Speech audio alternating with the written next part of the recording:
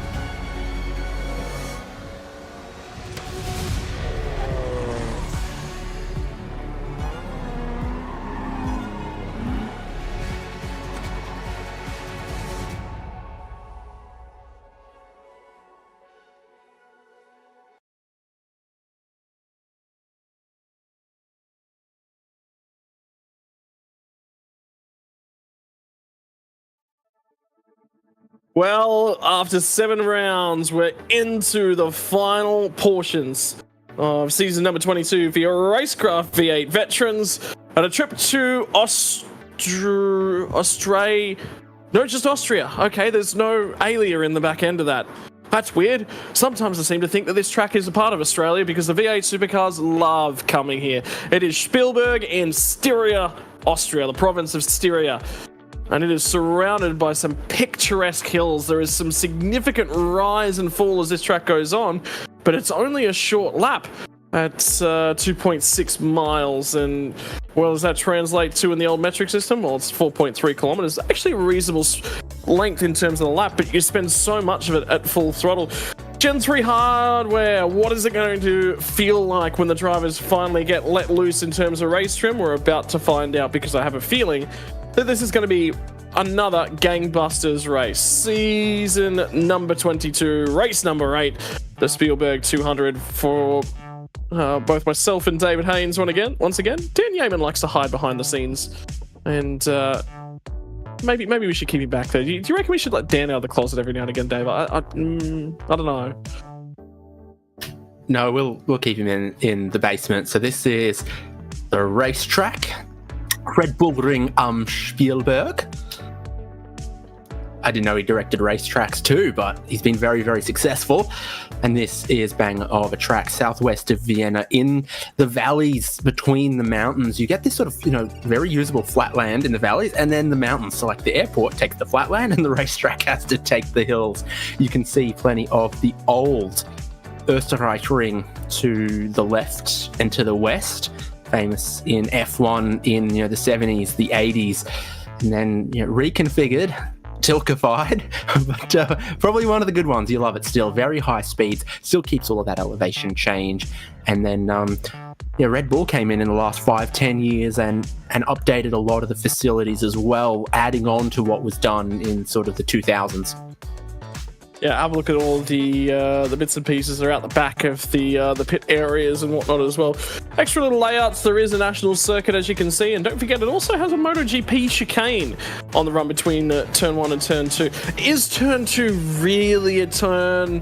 Yeah, there is a marshal post there, so by American metrics, yes, that is actually turn number 2.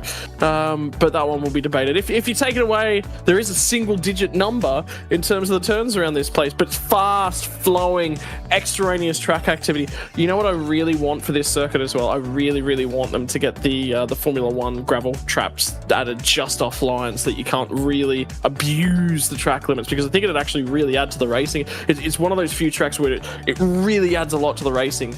But anyway, in terms of the racing here tonight, circuit in operation since 1969. MotoGP, Formula 1, touring car racing, Porsche Cup racing from this circuit is phenomenal. This is one that is loved by drivers on the sim the world over. It sees very high participation because the racing is just so damn good. Righto, what are the drivers looking at in terms of their point standings thus far? Guess what? Drop rounds have now been calculated and been added in, and that is going to shuffle up the point standings. The one driver who's not going to get shuffled no matter what you do at the moment is Jordan Ross. He's just put a boatload of points together this season, first season in it, and the whisperings that I'll hear, the way that he's getting roughed up from his Synergy Sim Racing teammates, he's the youngest guy in the field, that's why he's at the top. That's what they're all saying about Jordan Ross at the moment, which is cool to hear. And again, the banter continues. Matt Vanderkraan slots up in a second spot, 3 points ahead of Ken Latta. Wayne Walker has had a really, really strong season. He's out to 4th place as well. Luke Ullman manages to move himself plus 3 spots back into the top 10. 3 biggest movers in terms of the post drop around add-ins, plus 13 for McKnight, Scott Gamble, and Scott Mackay. Does that mean I gained 13 spots too, Dave? I don't know. Well, 3 Scots, or we all get plus 13 spots. I thought that A bit of a one there. Scott left out type situation. Are we going to be doing the law of averages of the Scott finishes versus the David finishes again? I feel like that's going to come up again this week. Was I victorious with that last time on that metric? Okay. Well, then I think we got to keep it, because then eventually you'll be able to sling it back at me. Eventually, yeah, okay. So what we're gonna keep this for the next 10 races until I finally win one, and then we can finally throw it out the door. But yeah, Gary Buckland slides 7 spots down after drop rounds are accounted for, down to 16th in terms of points. He was up inside the top 10s, but that's the thing. When you remove 0-point races for a few guys who have rough races or just weren't available, and that's the biggest thing as well. It's the Christmas season in terms of V8 Vets. This is normally the season where the drop round actually comes into play quite a lot more. So righto, that is what it looks like in terms of point standings. The race and what the race is going to look like here tonight. 202 kilometers for 47 laps, 75% duration. That's what you need to score points. 36 laps must finish. 36 laps here tonight. Starting fuel 50 liters, but the refuel capacity has been opened all the way up. The reason for that, you don't necessarily want a heavy car around this track. It will play itself in a strategy. Overtaking opportunity always out there. 2 compulsory pit stops to come, looking for a fuel burn of somewhere between 3.4 and 3.6 litres a lap. 111 to 120 litres worth of fuel drop to go on. Pit stop window will open at the end of lap 2, but you can get home from lap 8 to 11. You will have to go a very long way on rear tyres. That is unlikely to happen. Somebody's not going to be looking to pit that early on into the piece. But that's what it looks like in terms of strategy. What do you think of the graphs here tonight, Dave? Yeah, interesting to note that we are back at that full tank size. It's a pretty high consumption track because it's got the long straights. You do get to full throttle and then stay at full throttle rather than, sweeping through sections of medium speed corners. There's quite a lot of straights, full throttle, big consumption. So yeah, short lap. We'll see what people think is the optimum way to go and what the chance of a safety car looks like here, because it could be, wide open hills, plenty of space, no safety cars, but just one can really, really change things in this championship. was pole position around here in Formula One last year? I think it was like a 108 or something. So it's a very, very high speed lap. Difference to a supercar is about 23 seconds in terms of things as well. So that's sort of one of the few opportunities during the season that we actually do get to compare those lap times. Driver of the day from last week was another from the pits to glory style story at Snetterton. Wasn't easy to do last week as well. It was incredibly tough and difficult. That is the way that the UK tracks tend to be. But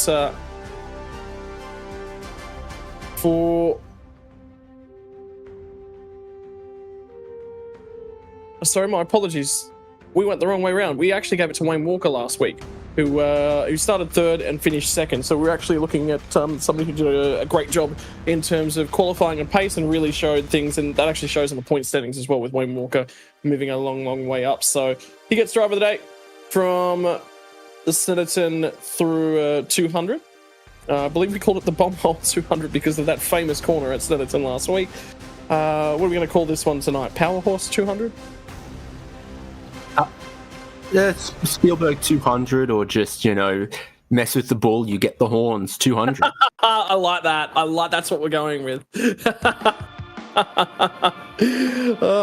golden bull in the middle of the track. It's a beautiful, picturesque part of Austria as well. Austria is just a beautiful section of the world as well. But the mountain right over the back of the circuit, it just makes it such a beautiful section of the world. It's on my list of places to visit. And then my favorite, Blumauer Tomaten, where they grow the tomatoes with thermal hot spring water in greenhouses to give the österreichisches Gewollschmechte Tomaten, which is like Austria's juiciest, most flavorful tomatoes are grown with like thermal hot spring water in a greenhouse. There's the bull, and it's that thing is like 15 stories tall. It gets its own giant arch as well, just to make it all that more picturesque. And as the ball, you will get the horns. Checking in with our drivers that are on Zoom feed here tonight. You know what's missing from that? Because I know that this track is absolutely on that poster that's normally in behind him. Michael Stewart's not racing tonight. Yeah, Michael Stewart's not here, which is a bummer. But anyway, Scotty Gamble in the top left, Tim Nicol, Jonathan Gallen. Had a few words to him. He was working on a new camera solution. He is now in operation, which is good to hear. That's all working quite well. Jeff Thomas, Wayne Walker's there. Travis on the Trav, what have you done? What have you done, mate? Oh, mate. Did you crack that screen? You got a screen protector on? You got insurance for that bad boy? Oh, boy. No. I hope his YouTube chat actually see that one. Of course, Travis, one of the few streamers in the field. And I hope they are mercilessly making fun of him for that little area right there. Greg Sharp, Christian Smart, and Kenny Ladder on the bottom right as well. The 9 drivers who are participating on the Zoom call here tonight. Give us a wave if you can hear us, Timmy Nicol. No, I think he's looking at something on his right monitor.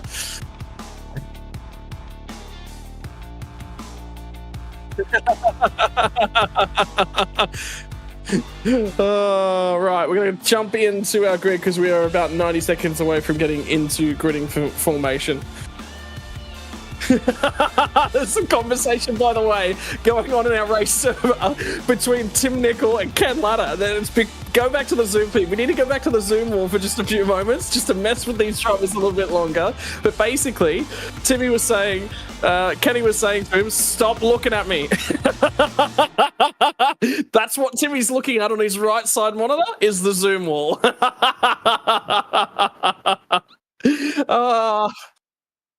I love it when the drivers get involved with us.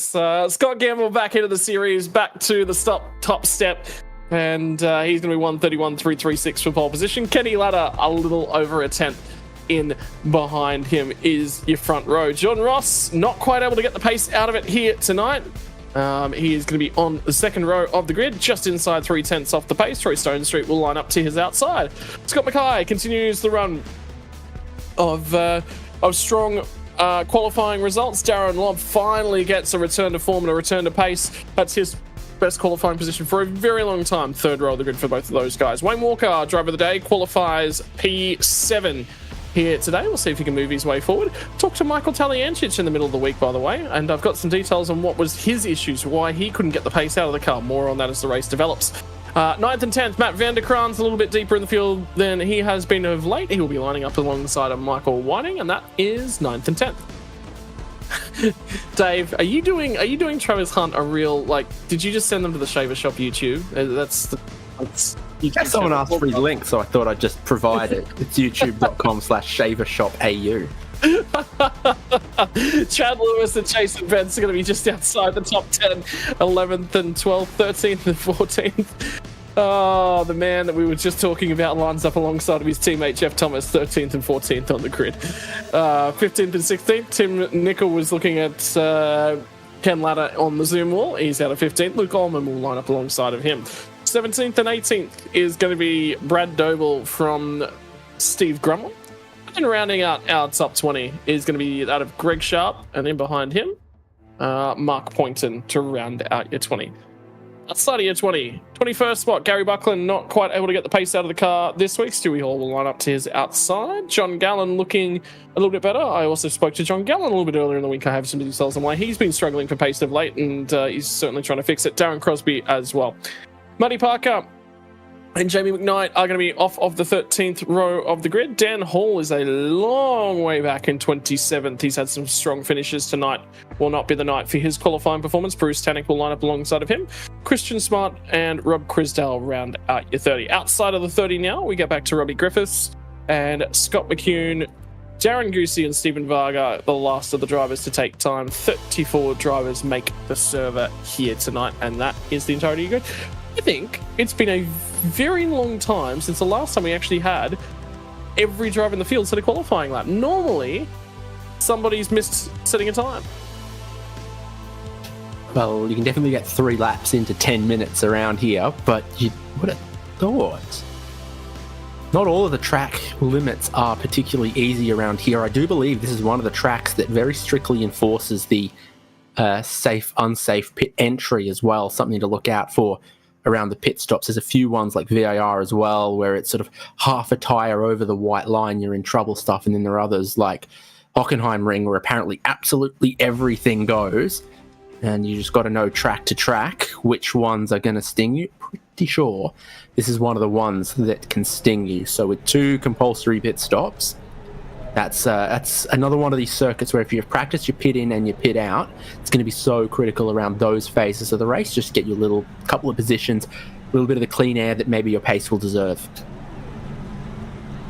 Yep, certainly get out and put yourself in a really nice little bit of a hole is always a good way to go.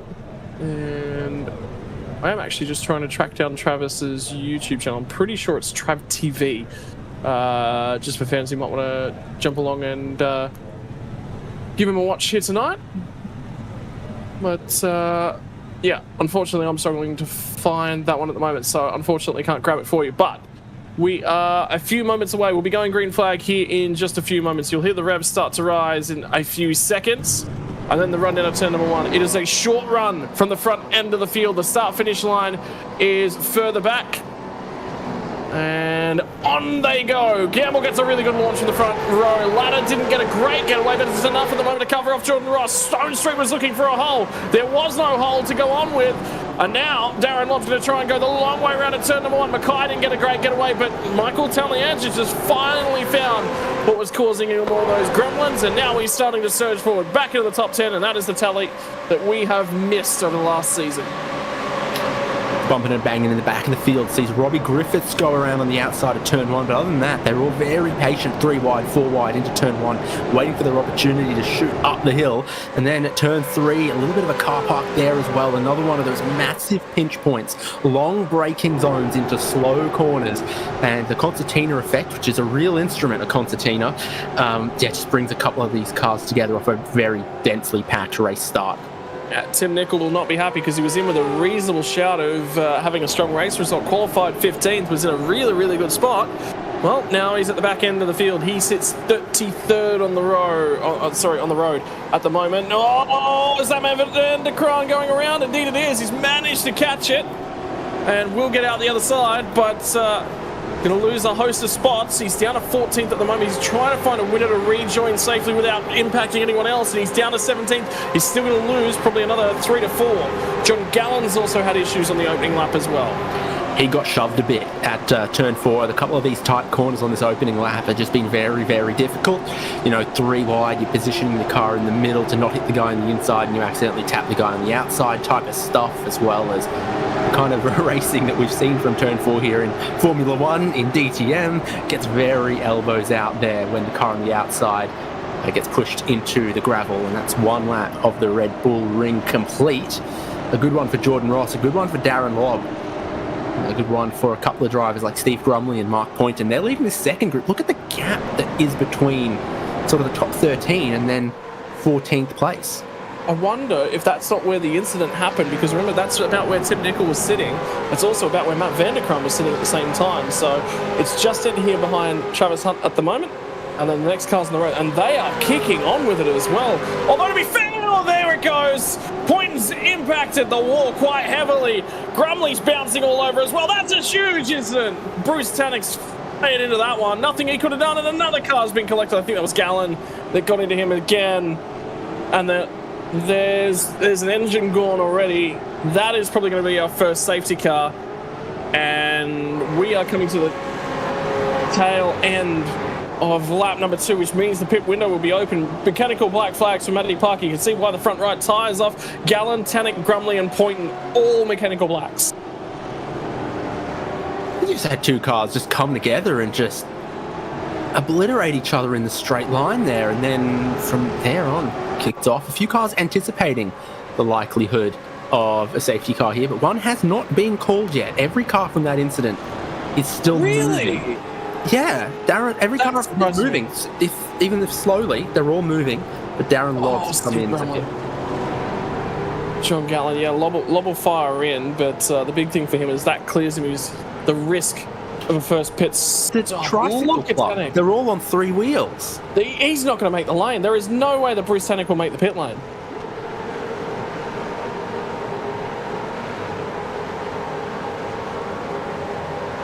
So we're just watching, we're just waiting. There's a host of cars that have gone to the lane. The head of those is Darren Lobb. Parker's now, nobody else in the lead lap. And now Bruce Tannock is called for a tow. Lobb must have had a penalty. Now, remember, we've got an uncapped fuel tank of 133 litres, but they only started with a relatively modest 50. So even stopping lap 2, lap 3 here, there's space to add a lot of fuel at this first stop if you want, as we go safety car. Some of these other ones we've seen, with a fuel cap and starting with 50 litres. I think some previous uncapped fuel tank races, we've seen them start with more like 80 litres. This is a big fuel tank starting at only a third full. And of course, everyone wants to pit with this safety car. It was the ricochets across the track that were the dangerous thing. Everyone's going to dive into the lane. You knew that this was coming. There's going to be a few drivers who'll get out at the back end of the lead lap, but they will manage to stay on the lead lap. Parker, Poynton, Grumley and Gallen, the 4 drivers who were able to make their cars back to the pit lane. Tannock was the driver who could not, and the cause of the safety car, Stephen Grumley, was given a penalty for the incident on lap 1, and I feel that might have been rotating Tim Nicol, by the way. Yeah, so the only black flag out isn't for an unsafe pit entry or speeding or anything. It's from race control to Steve Grumley. Is he on pit lane? How many pit stalls does this circuit actually have? 32. So there's 2 shared up front, and there's a few cars going a little short fuel here. Jason Bentz gets some track position. Those guys back there, Jeff Thomas and Travis Hunt, grab a bit of track position. So your race leader, Scott Gamble, looks to add a lot of fuel. Yeah, and Bentz is going to be picked up as the leader. So where did he filed in from 8th spot when he pit. So he has gained a fair few here. So there'll be some math to play out. But the big thing is those cars are supremely heavy. And I'm thinking this is Bentz going, I want a little bit of clear air, but at the same time, I know they're going to be short pitting anyway. So let's, set us up. some of the finest construction materials in use at the Red Bull Ring Spielberg. They basically completely tore down all of the pit facilities, broadcast facilities, main grandstand, and rebuilt them from the ground up when they redid this circuit in 2015, 2016, sort of in advance of bringing F1 back here, but also just to completely update and modernise the facilities. The main circuit layout didn't change.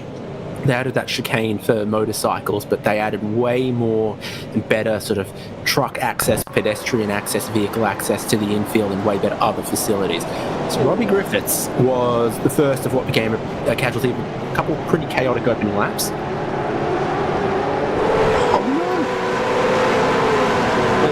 Up on the sausage curb and rotates himself, so that's how he got passed out for the weeds. Tim Nicol down at turn number 3. That's turn 2. This is turn 3 as we crest up towards the hill. Just for those of you watching all the time and going, what? And yeah, so that was Grumley. So that's absolutely why Grumley's been penalised. That's not Vanderkral that's sitting there. That's somebody else was rotated. I think it might have been Brad Doble. Yeah, it was. That did get rotated there.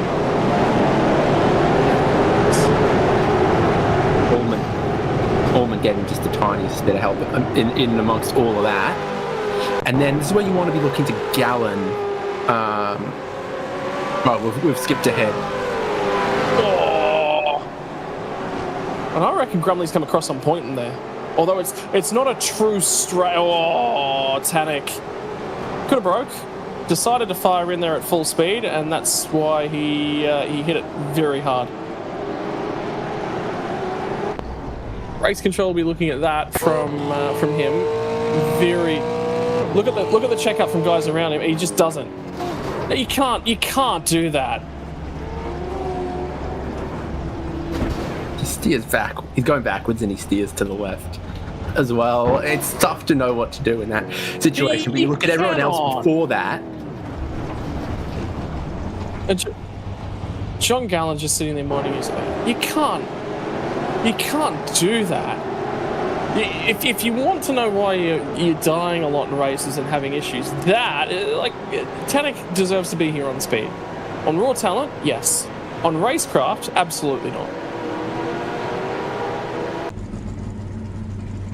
Karma. That's the word I'm going to use. Look, I'm sorry. That really annoys me. Absolutely everybody's been through pit lane at least once, which, because we didn't go safety car on the first lap, means that the compulsory pit stop window had opened. Good. Hey, what? Matty Parker has stopped twice, and Steve Grumley, who's served his penalty, so he's been through the lane twice. I'm gonna grab a very quick interview with the man who dropped his phone on the broadcast a few moments ago. Yes, Trav, we did see that. Mate, what were you trying to show us? Was that 2025 night racing starting this weekend? Was that what you were trying to show us? That was the one. I was psyching myself up. Off to Sydney Motorsport Park by the sounds of things this weekend? Oh, that'd be nice, but I got to work this weekend. All right, mate. Gone for the short fuel strategy. Very low amount of fuel added to the car here. Looking for some track position. You and Jeff have both gained a lot of positions. Yep. So looking for a light, accurate, nimble car at this point in time? Exactly right. Just trying to get those positions and then try to stay up there as far as I can, save a little bit of fuel and then pay it back later. All right, mate. Well, good luck. I was hoping for a little bit more time, but that safety car is pulling away. Good luck. No, have a good one. And I thought it'd surprise him. Do something fun. Why not? We don't know if it... Yeah, Bence, Hunt and Thomas, your top three here, have all gone for 23, 24 seconds of fuel. Scott Gamble's in 5th and he's taking 35, so he's given up just a couple of positions on track, but he's got so much more fuel than your top 4. That also includes Wayne Walker.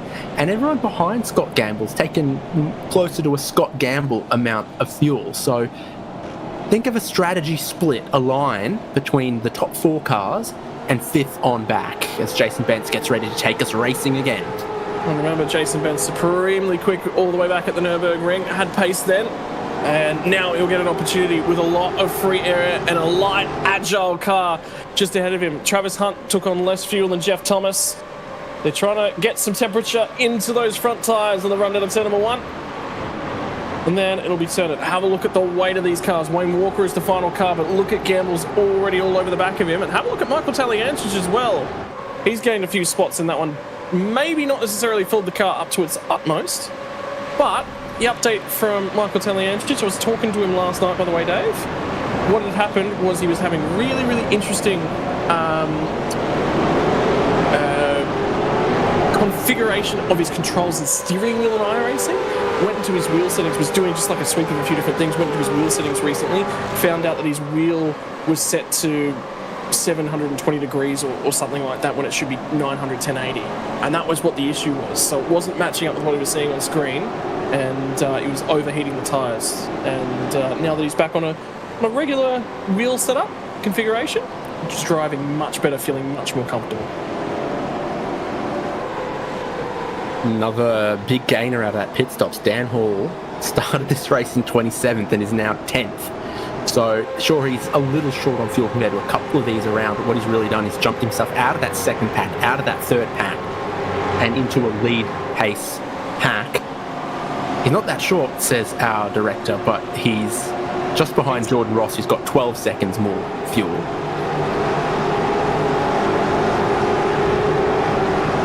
So there's a ton of guys up towards the pointy end that have got less fuel on board than him, but so he's made track position gains. He's not, at the front end of the field, but he's made gains, but he's not terrible on strategy. Somebody's gone around at the front, and it might be Jeff Thomas. It is Jeff Thomas. I think he's come a cropper with Wayne Walker. Yeah, so this was your top four. Jason Bentz, Travis Hunt go through, Scott Gamble goes through up into third. You've got two cars that have gone wide out of turn 1. Don't know why yet. But they were in the barriers and they're in there at reasonable speed as well. They've lost a fair bit of time. Turn 1's not all that wide. It's actually quite narrow, so it'll be interesting to have a look at this one. Gamble's cutting his way back through the field. He'll say thank you kindly for all the free air that he's just inherited just in front of him. And this is Walker and Thomas. Walker locks up. It's a lock up from Wayne Walker in 4th place that runs into Jeff Thomas in 3rd. I'll tell you what. Tyre lock up here. Jeff Thomas has done a phenomenal job to keep that out of the barriers and the field, because that very easily could have ended up in what we just saw with that incident that caused the first safety car where he fired back across in front of the field. Either way, race control reviewing it. So there's a few things for them to have a look at the moment. In the meantime, Jordan Ross has lost a few spots because of his strategy. So at the moment, he's sitting in behind Michael Whiting and Ken Ladder. And Ladder's going to go around out of the final corner. He saves it. Gee whiz, everyone is lighting up those rear tyres at the moment. Absolutely nothing in the way of wind there as well. So there's going to be Ken Ladder's tyre smoke on the outside of the final corner for the next 5 minutes as he's done something there. It's still not great for him. He runs wide through turn 1. That'll be a slowdown penalty at turn 1 that he's trying to clear at the moment. Darren Lobb, after pitting a lap earlier than everyone else, is actually all the way back up inside the top 10 yet again. So he's in a great spot. Now it's going to be in behind him, Ken Ladder and Troy Stone Street with the elbows out when they get down to turn 3 and the crest of the rise. You can generally get the power down better on the outside, but the problem is it is then the outside line again, but Ken Ladder has managed to clear once again on Troy Stone Street, so they will settle back in. They're a battle pack thick and fast. It's a wide GP style racetrack, and the drivers are taking the opportunity to get the elbows out.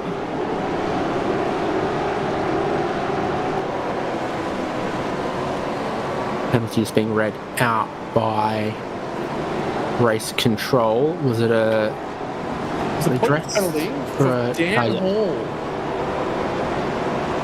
for an incident on lap 3, which will be interesting, which is I think just before all that melee kicked off.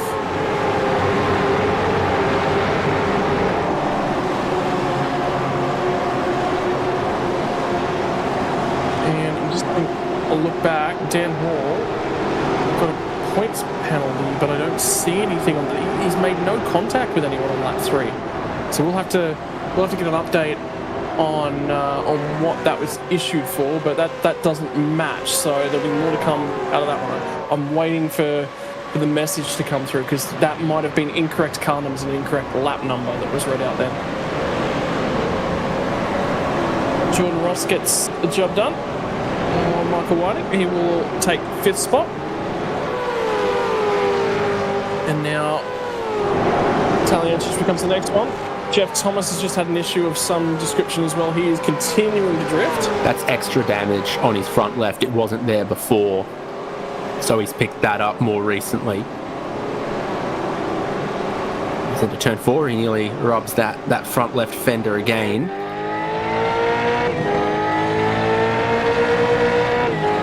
And inside, out in through 5, we'll get it done around the outside. Not quite done, as McCune is the driver to his inside. He gets a little bit crossed up underneath him and still manages to keep the nose in there as McCune. They'll rub panels, and that will elbow Thomas wide. Now he'll get the inside on the flick back to the right-hand side, but getting the power down with that much steering lock is quite tricky. Wayne Walker with the bump at turn 1 a little bit earlier on, now tries to line himself up and get the job done through this little battle pack. A look over at the left-hand mirror, sees McCune in that one, but they're going to go side by side through the final corner behind. McCune and Walker on the run down the front straightaway. I'm enjoying this, Dave. Austria, as usual, is giving us phenomenal racing. Yeah, so as Jeff Thomas completed that, Wayne Walker also tried to get down the inside, couldn't complete the move from a little bit further back. Keeps stacking up this pack behind Jeff Thomas.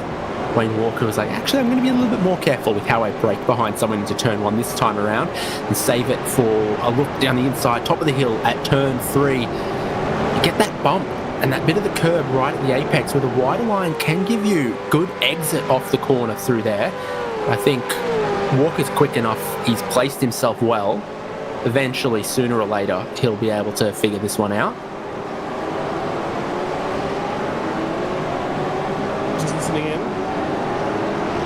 So there was incident between 350 and car 123, which is Bruce Panek coming back across the road to impact Gallen, has been deemed a racing incident with no penalty issued.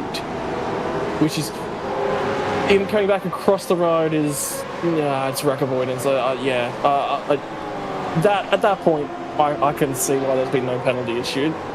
Slide from Bence there. He got the brakes on past the apex of the corner, and suddenly Travis Hunt and Scott Gamble are all back over him again. So in the turn 9 Jochen Rindt corner, Jason Bence just had a bit of a moment there. I don't know if he picked up a big chunk of understeer or something. He just lost half a second, and the brake lights were on in a weird place in the corner.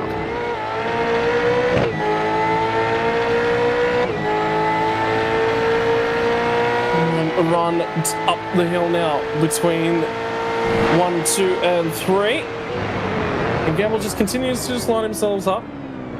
Just being patient with this. He knows he's got a lot of fuel on board. And then he's not really pressured, but Travis Hunt gets a snap of oversteer on the exit. All the way back to first gear, second gear, powering it out through the other side. Oh, Gamble now is going to get pinch a brake and get in the back of Travis Hunt. He waits for him to catch it, and it'll be playing on, but Michael Talianchis is going to try and shoot down the middle and turn into a little bit of opportunism. He'll get to the outside. Talianchis has got nearly a full tank of fuel on board. He'll be the leaders on this strategy. Hunt wiggles the car wide, and Gamble goes from instigator to spectator as he watches this little battle. Now they'll try and run away. In the meantime, Ben says, thank you very much, boys.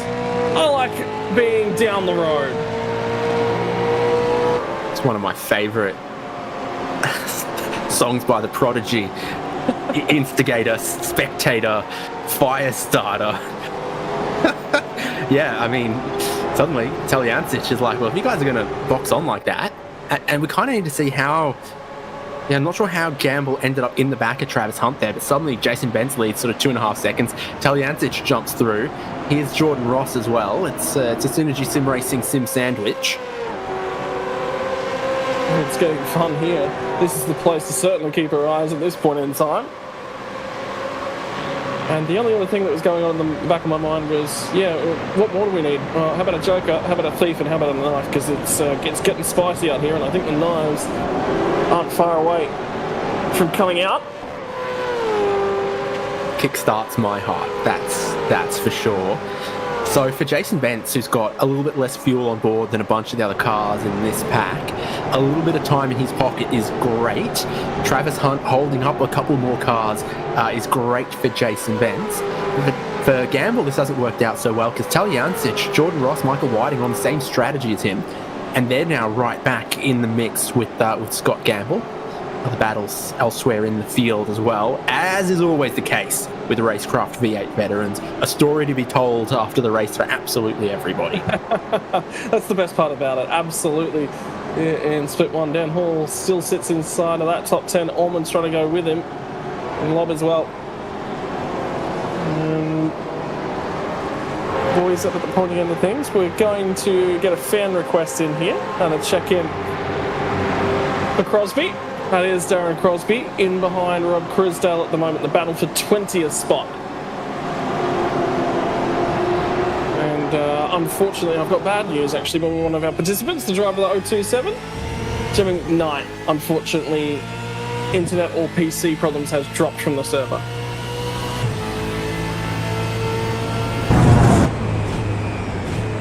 Yeah, so this is a group here, a couple of cars. Rob Crisdale started 30th on the grid, gained a couple to 20th place. Darren Crosby 24th to 3rd. Tim Smart, Tim Nicol, Stuart Hall. Interesting group of drivers here. Nicol and Hall at the tail end of it that qualified better than this. And Crisdale and Smart and others that gained a few. Oh boy. Christian Smart will try and get down the inside. Tim Nicol, he becomes spectator in this little fight as he's fending off Stewie Hall in behind. So a little bit of offense and defense for a number of the drivers in this pack. Smart gets elbowed across to the right hand side of the road, gets pinched quite narrow. Crosby's going to cop an elbow for that. Nicol finds himself offline, touches the marbles. That's going to open the door now for Stewie Hall. And Hall will end up backing out of that one. And Nicol will finally drop back in. Smart job done. And Tim Nicol forced to watch on and have a look at the rear tyres of the 66 Crosby machine light up through the slower middle sector. You've seen a few cases, a lot of them doing a lot of wheel work in the traction zone. So you've got that sequence of left-handers there as well, underneath the watchful eye of the Red Bull, where they're doing that. But then there's some sort of curved acceleration zones in a few places, like the final corner, like the exit of turn 4. And they're trying to get to full throttle early, but it's not quite as easy as if the corners were completely square, and they're still turning a little bit in the acceleration zones, which a car like this doesn't exactly like all that much. It's a penalty for Mark Boynton. Yep, penalty to Mike Boynton. That was for the incident that caused the first safety car. So he'll get through the lane. 16-second drive through here with the length of the lane and an 80km/h pit lane speed limit. Pit entry is also pretty quick, but I think that pit exit is quite tight and compromises your speed all the way up the hill to turn 3. So that's actually where you lose a little bit of the time from a pit stop or a drive-through penalty, is that exit and run. You're not back up to speed properly until a quarter of the way around the lap. Well, update on Wayne Walker and that bump with Jeff Thomas. He's been issued a drive-through penalty for that one.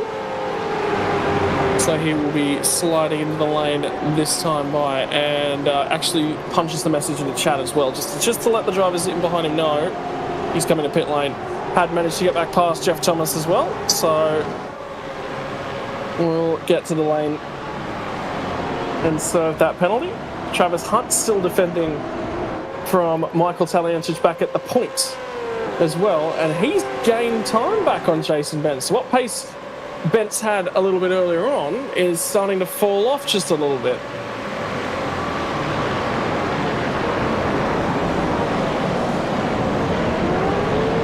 Look at that gap that Jason Bentz was able to pull out, and now it's shrinking just a little bit. Interesting, it's shrinking to Travis Hunt's pace, because I thought it would shrink quite quickly to, say, Scott Gamble or Jordan Ross's pace, but it's Travis Hunt on a very similar strategy to Bentz that started to pull him back in lap on lap, not too far away from getting back into the slipstream of the race leader, which I got to imagine is worth a little bit here, particularly that uphill out of turn 1 feels like You know, you get to 5th gear, you get to 6th gear, and everything's working against you to keep accelerating. So you're hitting the air exponentially.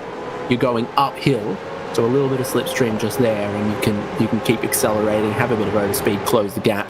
There's the time saved in the slipstream.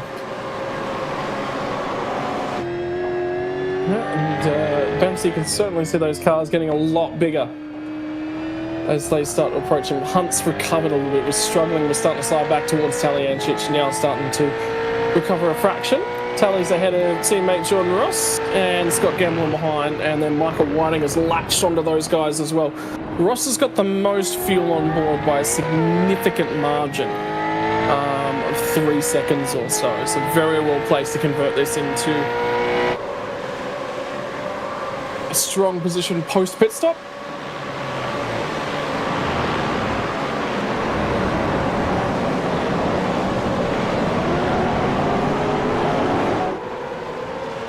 And that is the comparison on the right-hand side of your picture of pit stop times under the safety car.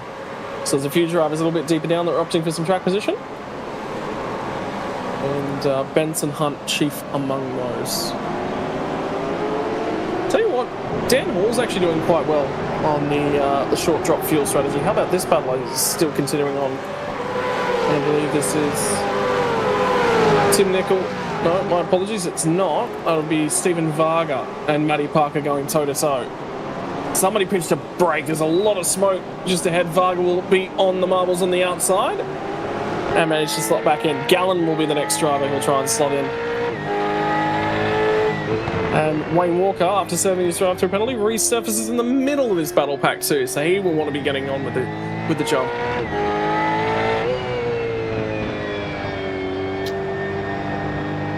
Yeah, Walker's smack bang in the middle of it all after that drive-through penalty, which, as we pointed out, it's pretty quick here. Certainly other tracks with more painful drive-through penalties. There is Parker. Oh! Stephen Varga and John Gallen, a little bit of contact between turns 9 and 10. And they will continue it on down the front straightaway because now it'll be Scott McCune who gets an opportunity to see if he can get to the inside, get the job done. Send for him. Side by side at the apex of one. Gallen will try and get the drive off. Sits up on the sausage curb on the outside. And then tries to drive it away. Yet still not done. All the way up to the turn 3 braking zone. Gallen in just a touch deeper. Try and pull the car up. Couple little locks of the front tyres there. Wasn't quite able to pull it up accurately. Robbie Griffiths now just in behind these guys.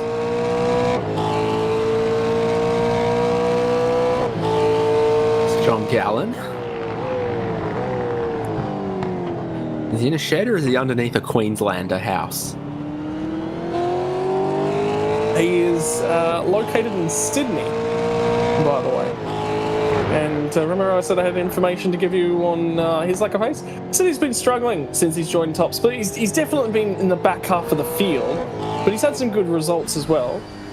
One of the things I was talking to him about this week, he's getting 50 frames on his computer. So he was asking me for a little bit of advice on PC hardware and what to upgrade and what he could do with the budget that he had available to him. So I was trying to offer him some advice.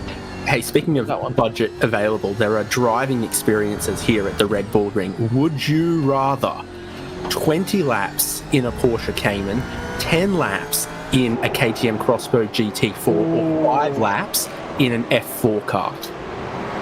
I'd go the KTM. Just because I really like that car. It's something unique, right? And that's the big thing to me. Yeah, I'm thinking entry-level race car is the way to go because you can drive road cars on racetracks quite easily. But to get into a proper race car for a couple of laps would be very exciting around here. So you jump in the F4 is what you're saying? No, I reckon the GT4 could be the way to go if it's more laps than the F4 car. Oh, they're leaning on each other through the only real left-handers of note here. So Campbell, Talyancic had snuck his way through. Gamble's fighting his way back. Now Taliancic sneaks his way back in, and they're both losing time significantly to Jordan Ross, who's gone through the both of them here and into the top 3.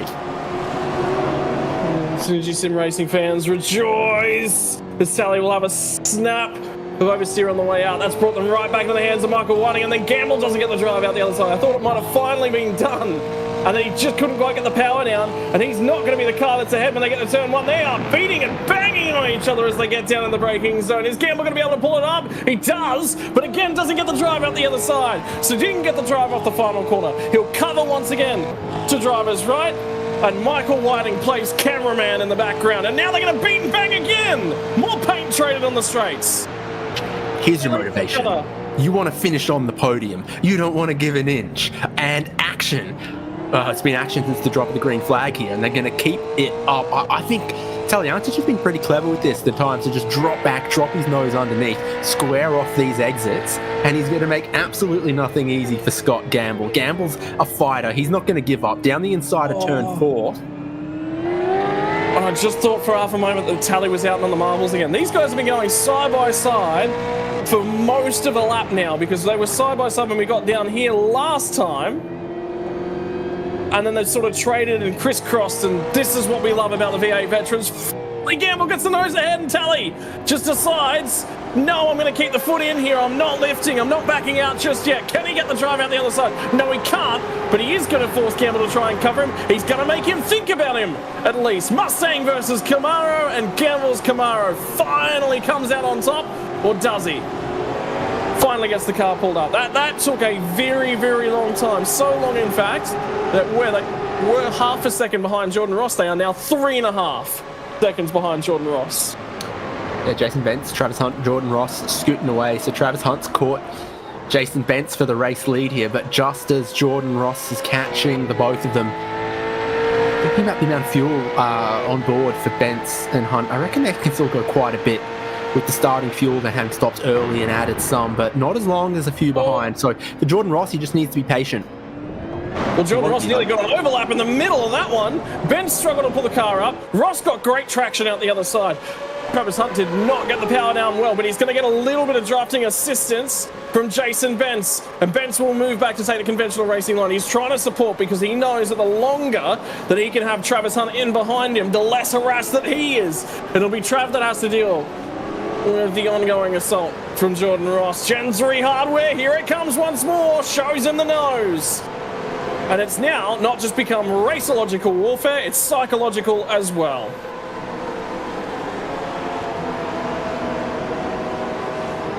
Do you love what I did there, Dave? Yep. I had fun with that one. Fantastic, love it.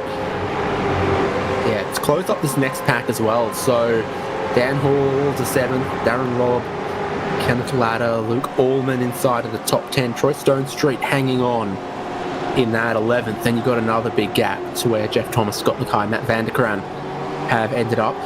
From what happened on the first lap, not a bad recovery from Matt Vanderkran, if we're honest. Yeah, he had to recover back through the grass. We never actually saw that incident. We ended up with him in the grass. Could have been him lining up rear sides. The battle at the front is not going to go away, gentlemen. It is going to keep on keeping on. It's Darren Long is sitting in a nice spot. Ken Latta, his webcam, not in a nice spot. Ken Latta racing from 20,000 feet underneath the surface of the ocean in the Marianas Trench tonight. Yeah, it's a lot of pressure. Yeah, I was going to say, is that the view from inside his racing glove? We'll have more for you on that story as it develops. That's Bentz looks weak out of the last corner, out of the first corner, and then he slid the tyres and it brakes a lot down at turn 3. Whereas Hunt looks weak through this sector. And this is where Jordan's not necessarily weak anywhere. He just seems to be all over them. I think he's struggling with that extra weight on board. Something's happened to Tim Nicol, who's just on the radio and sliding down the order at the moment.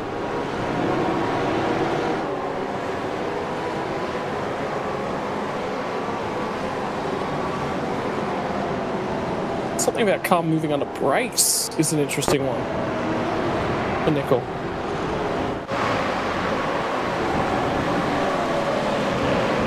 So that was true Stone Straight. We're hearing that there was issues for Stone Straight as well. It might be hardware related. Travis Hunt has actually just given up and flown the white flag. He's just let Ross through. We'll stay with the RaceKraft Simulations replay as Tim Nicol runs up towards the top of the hill and then down towards turn 4.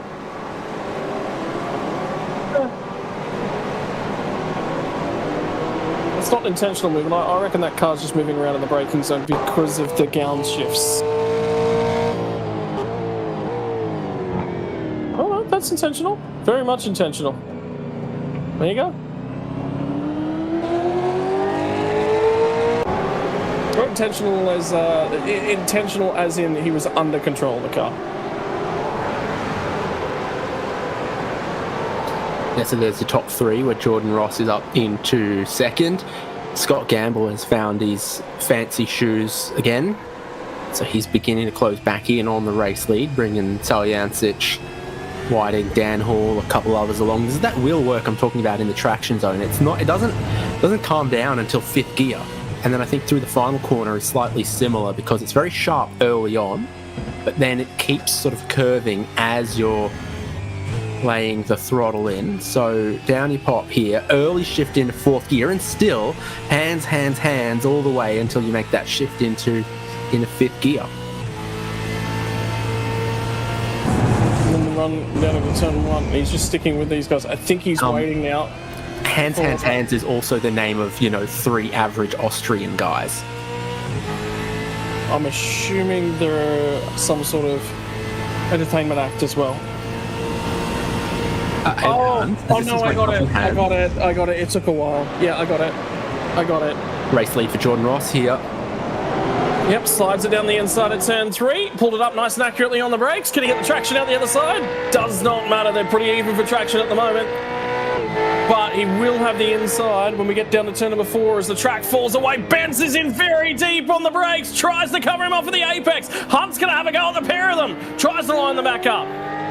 Ross will get the power down. Will he clear? Yes, he will, which means Benz will have to slot back in. And that's what Hunt was waiting for. That was the opportunity that he was looking for, was Benz to fight Ross, and he was going to try and take the pair of them.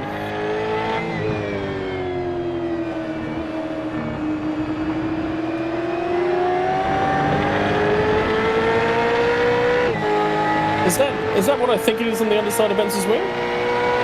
Taking a look. It's a meme on the YouTube logo. It's not YouTube, it's You Suck, apparently. Well, if he's giving him the draft, then he's getting the suck down the straightaway. My 3rd favourite rear wing Easter egg.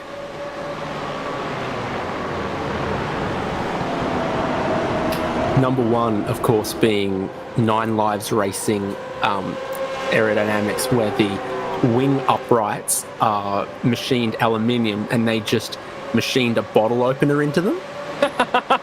So it's like, what shape to make the rear wing uprights? Well, how about we just make part of it bottle opener?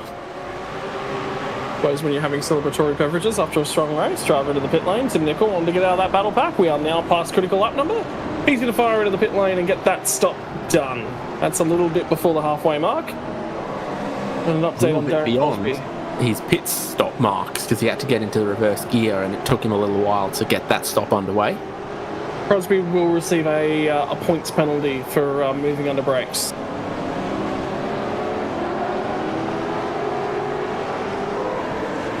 When we looked at that one a few laps ago. By the way, I'm having a look at Travis Hunt's rear wing, and it says, "Do not pass turning vehicle." So it's normally where the jokes are laid, isn't it? Is the rear wing?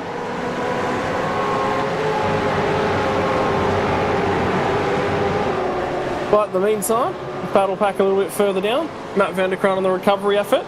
He sits in 14th at the moment.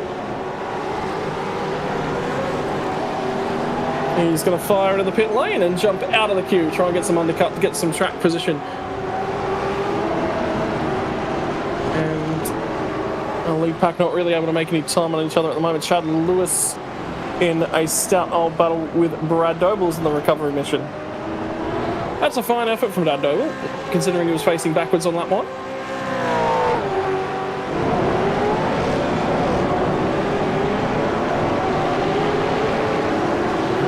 Harness pitting. Okay, Bruce Tannick.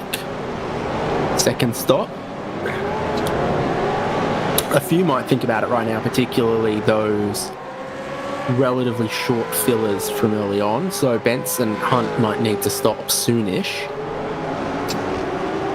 But then the likes of Scott Gamble and Jordan Ross, they can all run a little bit longer. Latter has a lockup. And additionally gets out into the marbles, which makes that even worse. So he's going to let both Dan Hall and Darren Lobb go on that occasion.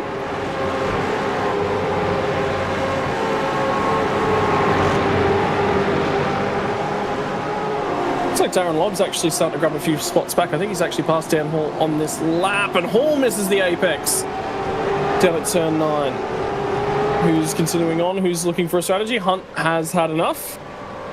I think that's as an effort to get the undercut on Jason Bentz, because they're about even on fuel.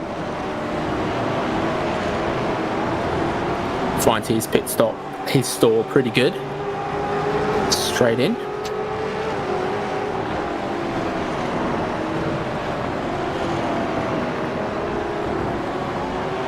Still having a scroll through the field. Dan Hall's plus 20 at the moment, so he's probably the most positions gained thus far.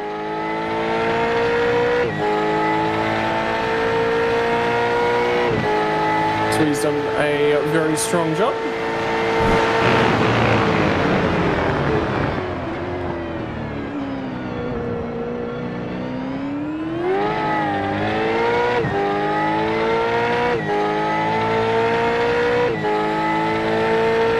And then this battle pack a little bit further down, Christian Smart and Rob Crisdale have both gained a ton of spots, and they'll fight each other out for some more spots to be gained.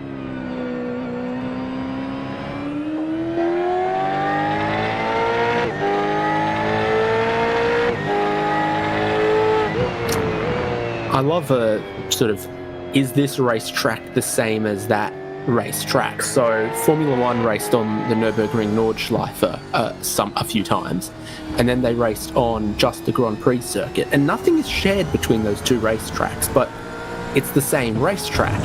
Well, here there's this racetrack, and then across the road is Airfield Zeltweg, where Formula One raced. Is it the same racetrack? No tarmac is shared between the two, but they're only a kilometre apart. Well, the GP circuit, when Formula One raced there, did they use the GP circuit at the back end of it, or they just used the Nordschleife the last time they went there? I think they mainly just used what we today call industry fighting. Some of the old pictures I've seen are mainly that. Then there was a smaller southern loop that got used at some points. It's more of a clear lineage, like one evolving into the other, than here where it's like, oh yeah, and we used to race just across the road as well. It's going to be a little bit like the new Bathurst track when that finally gets put together, I suppose, as well. We'll have that debate. Is it one complex? Is it two complexes? What is it? In the meantime, we're in the middle of pit cycles. Vargas jumps to lane. Wayne Walker's jumping in for his second stop, pointing to two of the drivers that have had drive-through penalties here tonight. Jumping to the lane. Tell you what, Darren Lobb, actually, when you look at the drivers who have added a lot of fuel, the most fuel added to race cars, Jordan Ross and Darren Lobb. Lobb's sitting 5th on the road now. He's in a really, really good spot. He's had to do some overtaking. He actually, at this point in time, he is going to comfortably jump Whiting and Taliancic, and he's going to come out very, very close to Scott Gamble.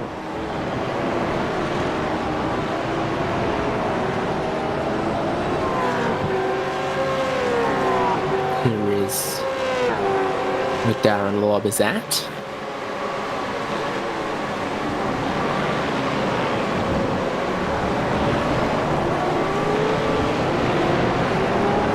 Just pulling away a tiny bit from Dan Hall and Ken Latter after all the fun that they've had.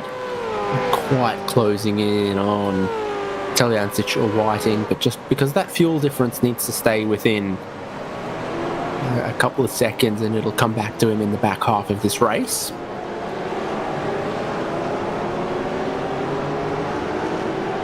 Dan Hall, I think, is just falling away. Like, the car's just gone away from his.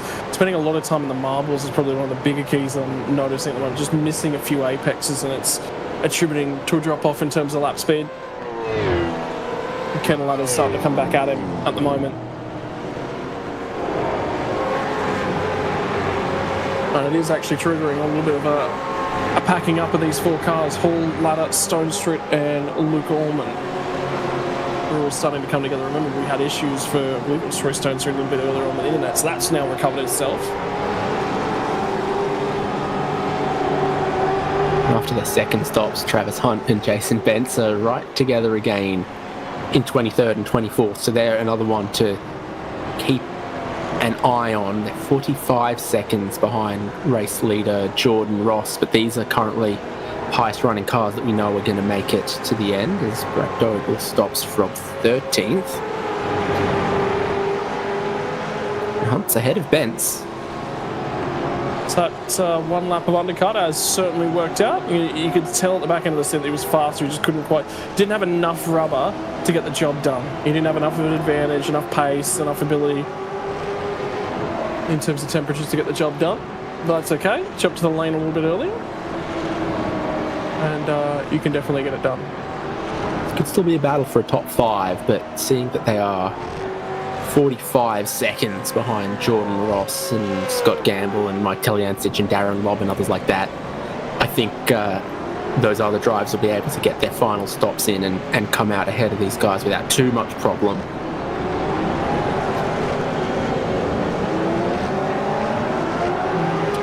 43.5 seconds is the margin between them. Well, Hunt matched the lap time of Jordan Ross last time by, so that's the difference in terms of now tyres will be helping that, but that is how much gas in a car or in a Gen 3 supercar is really taking away from it. And Bentz is again quick at the front end, very potent in these first few laps. It was then after the first sort of 10 laps or so on the tyre that he just all of a sudden everyone else was much quicker.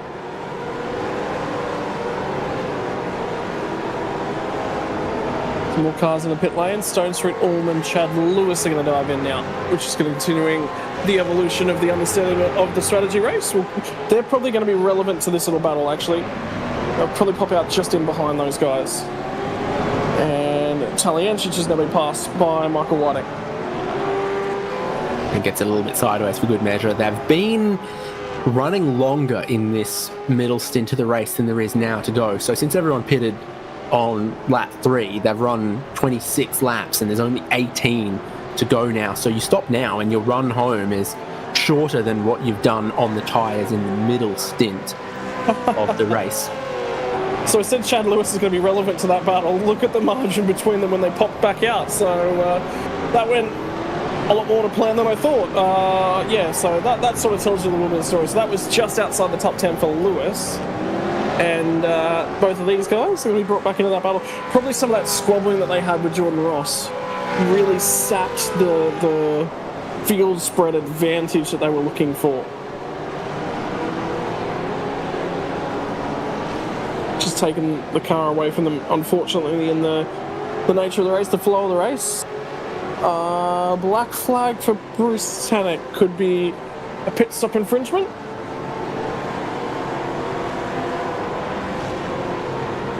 Instant points as well. I think there's also a line on the pit exit that you can get in trouble for crossing, so we're gonna take a look, but we're looking at the pit entry here. Bruce Tanek. So if you go too wide, and it can be that.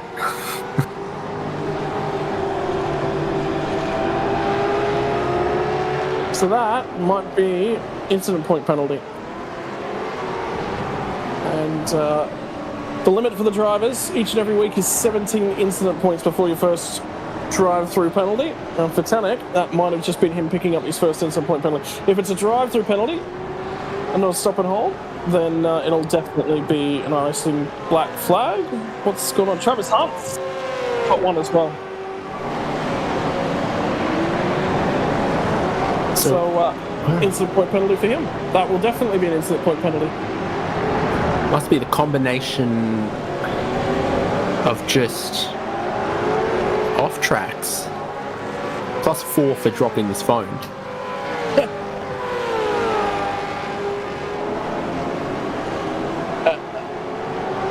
That is very much an awareness of what he's... Whoa, Jason Benz!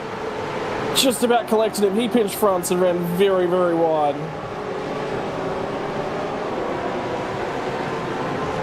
There was nearly a Mustang imprinted in the rear of Travis Hunt's Mustang. And Jordan Ross pits from the lead as well. You've got a whole heap more stops coming through.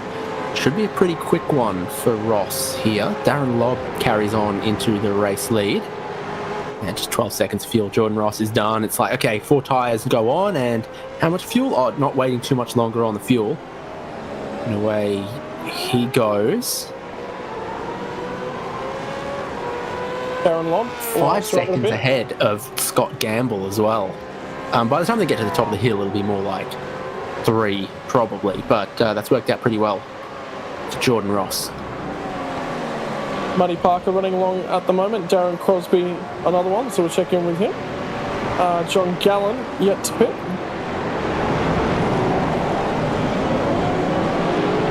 That's just about it. Everyone else, it looks like, has done their second stop.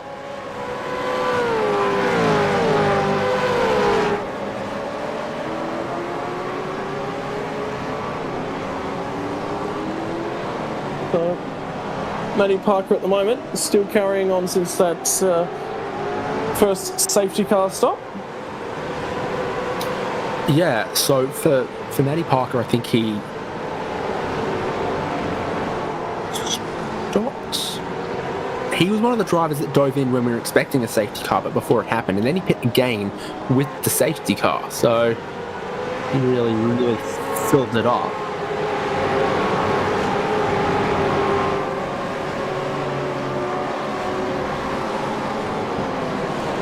In the meantime, Matty Parker will be diving into the pit lane right now. So that was the onboard shot. And Darren Lobb is going to continue on another lap. He is on the run up to turn 3 at the moment. So he's going to run supremely long in this middle stint and bolt on some fresh rubber for the back end of the race. See if he can't set the fastest lap. I think that'll probably be the goal for Darren. In the meantime, my apologies, that's not Talley, I believe that's Michael Talley, Michael Whiting going side by side with Troy Stonestreet, who's gained some ground in this pit stop cycle, and now Talley's going to come back at him as well. So Talley's lost that spot in the pit cycle. Whiting got ahead of him, and now Talley's going to get to the inside, and they get into turn number 3, a little bit of a wiggle under brakes. Ladder buys into the argument as well. He's got so much more traction out of these slow corners, turn 1, turn 3, and they just leave poor Troy Stonestreet for dust. I don't know what it is about his traction out of the slow corners, but he just doesn't have it compared to these other 3 cars, and they've 1, 2, 3 sliced their way through into 4th, 5th and 6th position. Curious just how much longer Darren Lobb is going to run, and it will be one more lap for Lobb.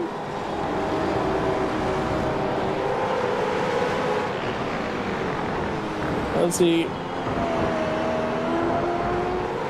runs down towards turn 1, through 1, out the other side, and on the straight with a kink in it, up to turn 2.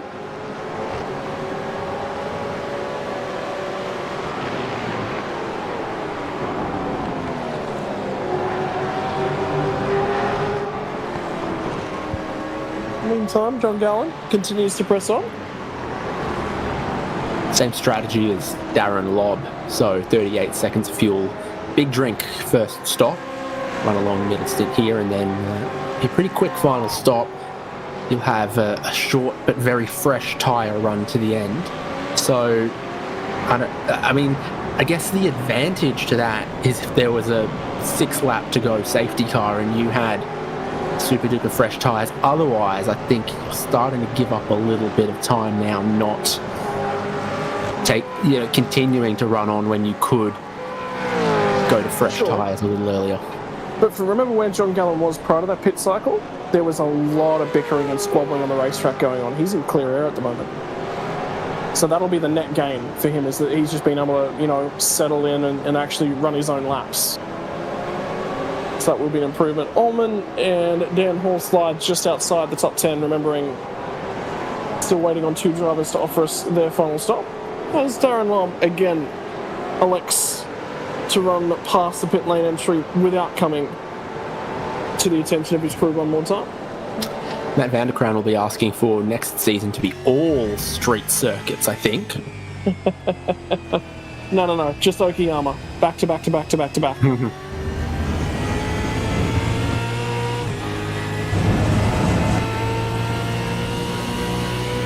Greg Sharp enjoying a nice solid run inside the top 15 at the moment.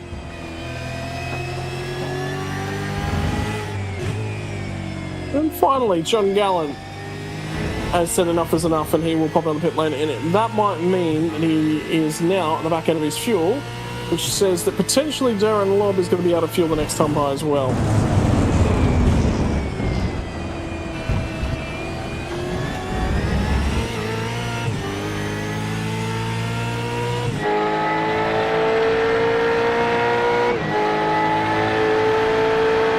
Big deep breath there for Greg Sharp. Very deliberate on the run up the hill. Worthwhile noting, David, just having a quick look at the math, you can run about 38, 39 laps on fuel. And that safety car, Darren Lobb filled up at the end of lap 2. He can run it all the way up to about lap 40. He might be able to get 40 to 41 out of it.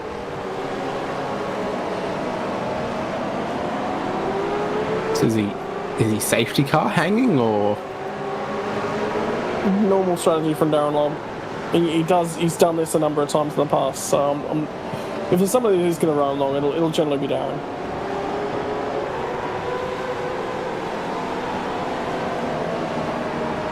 A little bit of safety car hanging, but it's for him, it's all fastest laps. That's what he's targeting. Bonus point on offer for it as well. Christian Smart, Travis Hunt.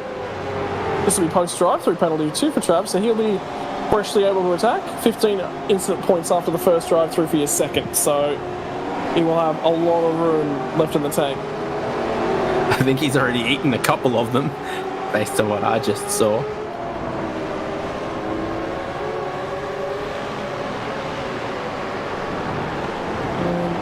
Worthwhile noting, Chad Lewis runs 9th at the moment, so he would have been in 10th spot, which is where Jason Bentz sits on the road. Bentz is drifting backwards too. Dan Hawley is actually making a fair bit of headway on him with better traction. Is that Matt Vanderkroon down the inside of somebody? Indeed is. Greg Sharp. When they get down to turn number 3, he actually got a bump from Brad Doble as he tried to get the power back down. Sharp is going to go the long way round. So it was Jeff Thomas who was giving him the bump. And the front end of Greg Sharp's car is looking very second-hand as well. So that splitter will not be offering him a supreme amount of downforce. In the meantime, Jeff Thomas says thank you for the hole to Matt Vanderkroon. He will slow it down the inside, and Sharp is in deep. It just about collects Jeff Thomas. They both end up out on the marbles, and Brad Doble's going to try and cut back under and pick up a 2-for-1 deal. Those marbles are for real out there with as many cars as have been running for as many laps as possible. There was just no grip at all to be found for Christian Smart out there. And Greg Sharp.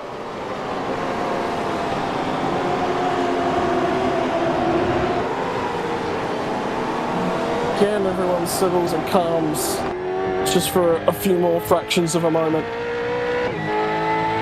We'll start to look a little bit more sane once more. Jeff Thomas again trying to find a little bit of breathing room. He's going to have a crack at Doble at turn 1. Is Doble going to back out of that one and try and get the drone out the other side? No, he can't get that one because Greg Sharp's going to fire it back on the inside. So this is turning into a little bit of a game of tennis. One's going to lob it up the inside, the other one will turn serve.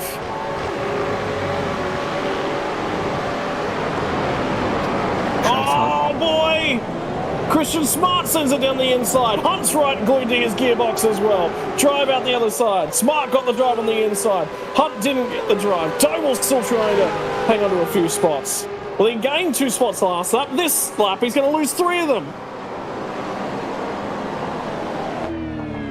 Oh no, too ambitious.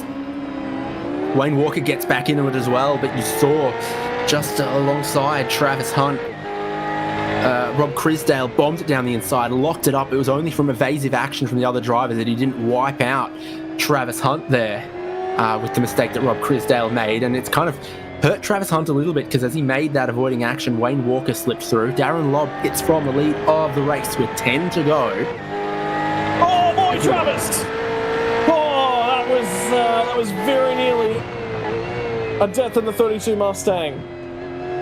Now those rear tyres are going to be scorched as a result. He'll have to bring them back under control.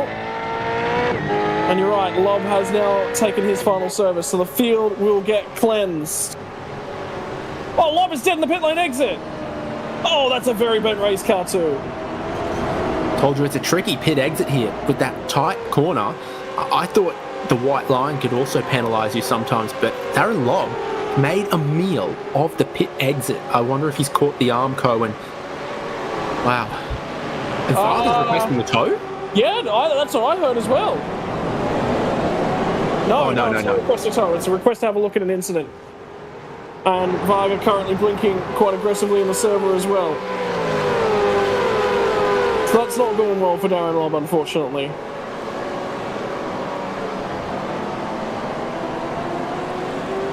The car looks a lot better than I thought it did for a moment. I thought the front end of that car, it doesn't look pretty, but it's not as destroyed as I thought.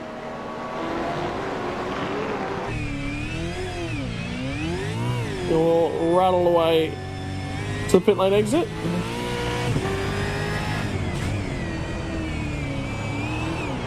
Oh, he actually spins it around on the rears. I thought he would have gone straight in the Armco.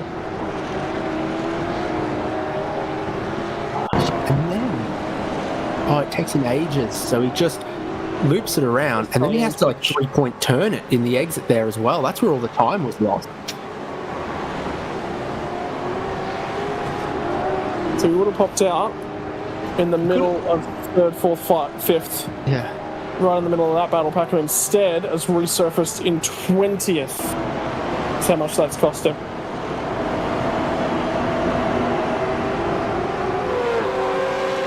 Oh, it's heartbreaking.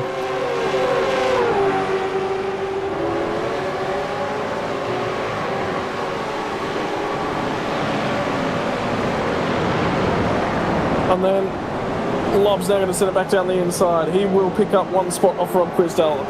And whilst it might be the working wounded Mustang, it is certainly an incredibly quick car at the moment in terms of tyre grip.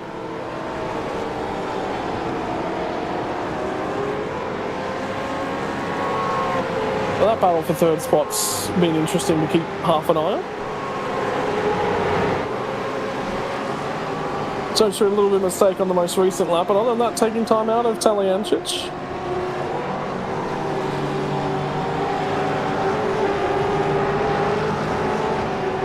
Oh.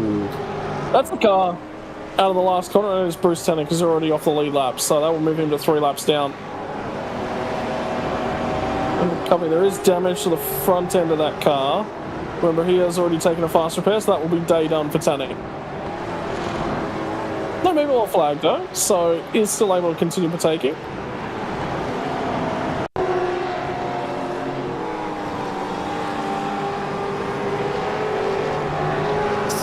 Oh, yeah. Apparently that red concrete slipperier than green concrete.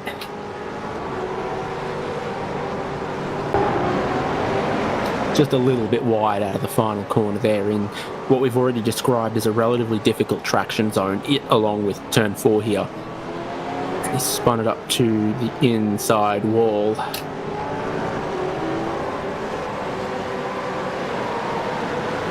It's Jordan Ross from Scott Gamble from Michael Whiting as the top 3. There is Michael Whiting in 3rd. Thought Darren Lobb was going to merge into this battle, but he didn't. And so Whiting appears to have just a tiny bit more speed than Taliancic at the moment. Troy Stonestreet has stabilised whatever his traction issues was in the 5th position. And that battle pack that Darren Lobb's in is spicing up, not cooling off. So that runs from about 16th spot through to 20th spot. And I can tell you that Darren Lobb is trading paint right now with Travis Hunt. As they run down to the second last corner, Hunt will pinch a front brake, ends up on the marbles, runs wide. Lobb finally picks that spot off, but now look at who's ahead. It's Wayne Walker will be the next car. Then it's Brad Noble, Christian Smart. And it's that Hunt around at the final corner. It is. He was out. He was in the marbles. And there's a front right tyre off that car. And he will be taking no further part, you would assume. That might be a tow. That might be a safety car.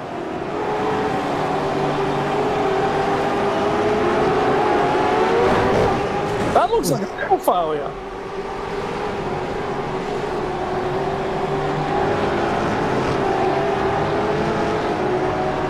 So, tow requests, but the car accelerates. Yes, it does. He goes from 90 k's to 110. So Go. Safety car. Get that safety car, yep. Because that is in an awkward spot to try and retrieve. And we are... Hey Dave, you know what you said earlier on? You said 6-lap dash because of a safety car. Guess what we've got? I genuinely said, I was thinking, what's the latest we get a safety car and still get a restart from? And I said 6 to go, didn't I? Like I genuinely said, you did what say about a late 6 to safety go. car? 6 to go. So then I've just looked who's got the freshest tyres inside of the top 10. Well, it's Michael Whiting and it's Scott Mackay. But man, if Darren Lobb didn't have that damage, he would have been top 5 anyway without any of this. But he could have. I'd pencil him in for the race win if he hadn't made a meal of pit exit. We spoke to Travis Hunt a little bit earlier on. Do you reckon we try and grab him again now? Oh, I'm just curious as to what went on. Do we have a bleep button ready? I'll hover over him either way. So, Trav, sorry to put more money on your misery, but that looked like a pedal or hardware failure. Can you enlighten us on what exactly went on there? A little bit of frustration, but yeah, I went to put the foot down and then took my foot off the accelerator and just went straight. So, great end to a great night. Don't sound so defeated. It's just not going your way tonight, has it? No, and well done on the win the other night, mate. I'll bring it up. No. Let's not talk about that. We're here to put a showcase on for you guys. I know that one's been doing the rounds. Trav, what did Scott Rankin win? I can't remember. Something once I had it. No idea. No. Pub raffle? Just bad luck, mate. Just bad luck, yeah. I was racing hard at the beginning there. Yeah, went a little bit underfield. I thought I'd be able to pay it back and still come out for a share, but yeah, just hard to pass in these cars. So, what do you do? Well, the battle packs actually looked fun. Yeah. And as dicey and as aggressive as it was, they looked really, really interesting because everyone was crisscrossing each other. What was the conversation like with Jeff? Because Jeff looked like he was getting a touch frustrated with the pack that he was in. Yeah, I don't know what happened, but as we took off after that safety car, I just looked in the mirror and I saw him getting sideways. I don't even know what happened there. So he got a little bit frustrated off that, but yeah, I'm not really sure what happened. Oh, you are now clear to tow, by the way, Trav, if you didn't hear that one. Got it. Sweet. So, but yeah, anyway, all right. Well, I thought we'd grab you whilst we had the opportunity. No, thanks again, mate. Go and green at the back end of this lap, and yeah, thank you very much for joining us. Not a problem, mate. Have a good one. Okay, so it was hardware failure.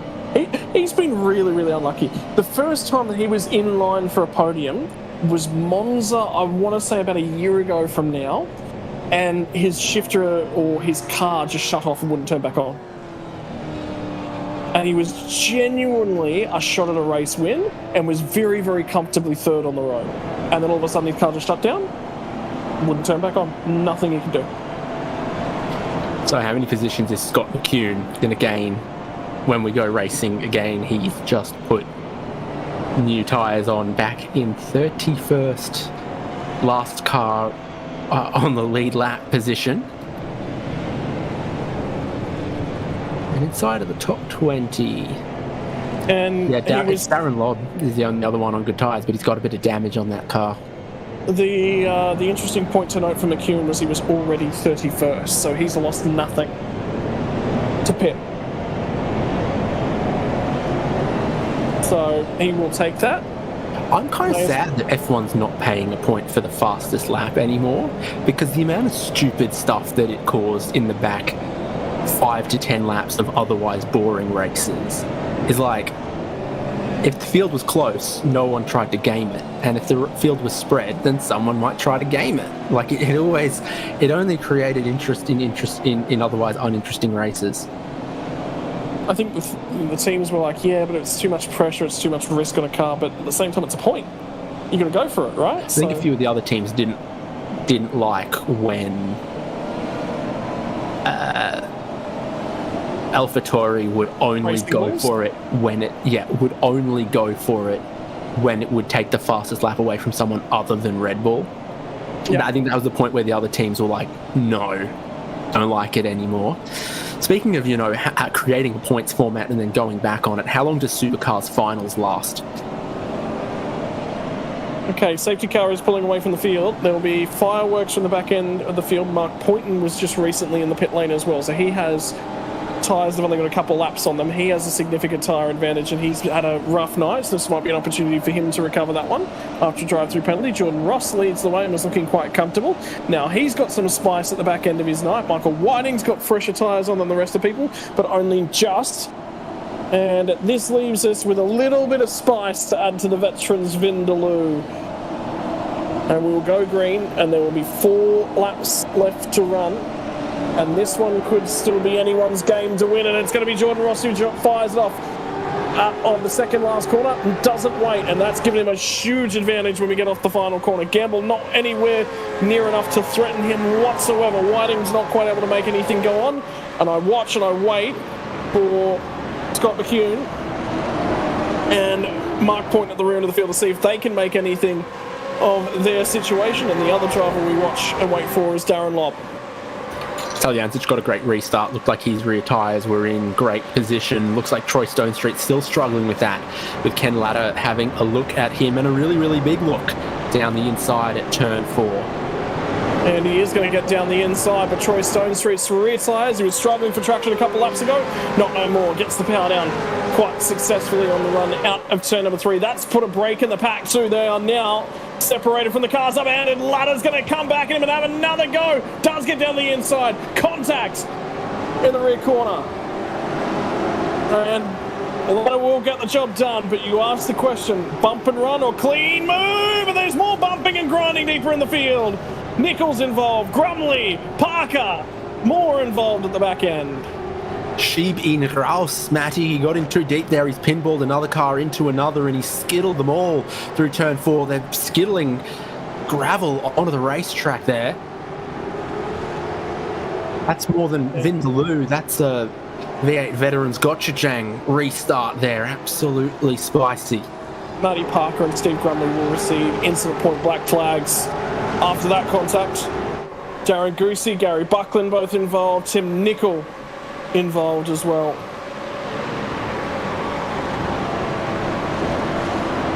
He fastest up the race for Jordan Ross, and Stonestreet, after managing to get some power down, now clambers all over the curbs and wiggles right out the other side.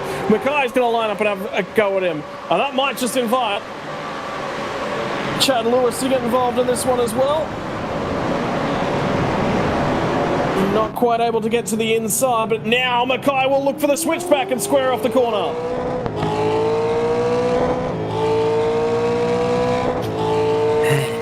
So, great work there to try to get the nose underneath. Didn't quite square the traction for Scott Mackay, keeping his pressure on Troy Stonestreet. Look at Jason Bentz on this restart. 9th there, and he's all over Chad Lewis. Look at the kitty litter. Look at it just flying around. There was so much gravel that was on the road as the field made their way through that time. You thought marbles were bad? How about having gravel on your tyres?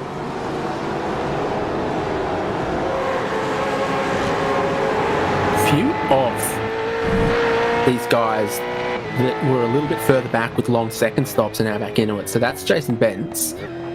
as one of them. So we're on board with Talliancic. Got a great restart. Might have had good tyre conditioning for the restart to be all over Whiting, who's now found his feet again.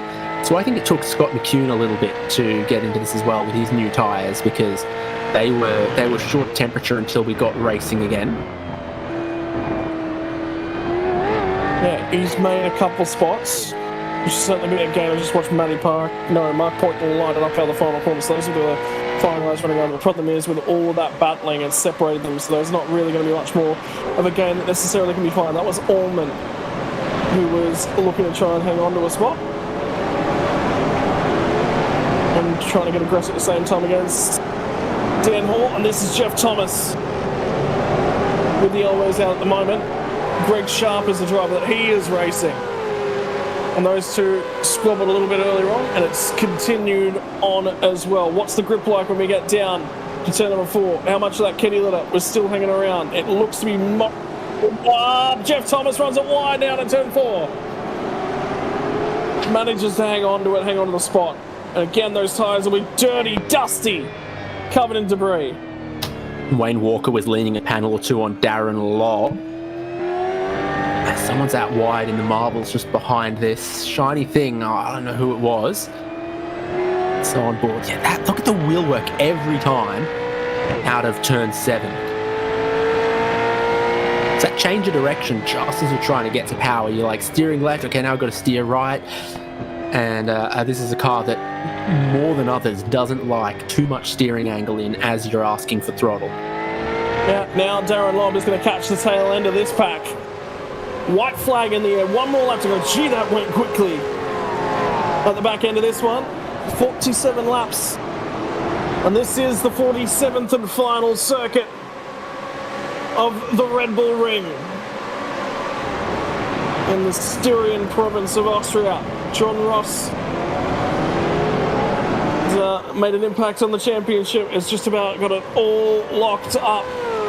The back end of this one, but deeper in the pack, Lobb has set it up the inside, and now he will get the opportunity to return the serve and lean on Wayne Walker. He got to the inside, does get the power down, but that front end of that Mustang is not going to be very efficient in the aero, and that's allowed Walker to get the drive back down. Will he set it back down the inside? There's deeper smoke, there's a car off and in the dirt.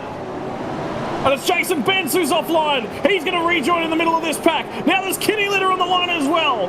Bentz gets run a little bit wide. Lobb gets down the inside. So he's picked up 2 on this final lap.